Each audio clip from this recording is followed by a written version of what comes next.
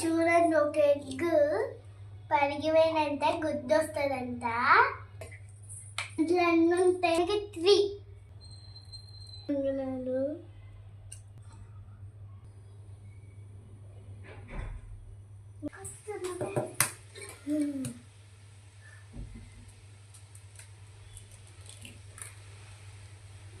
okay దగ్గర వద్దు mummy నువ్వు మమ్మీ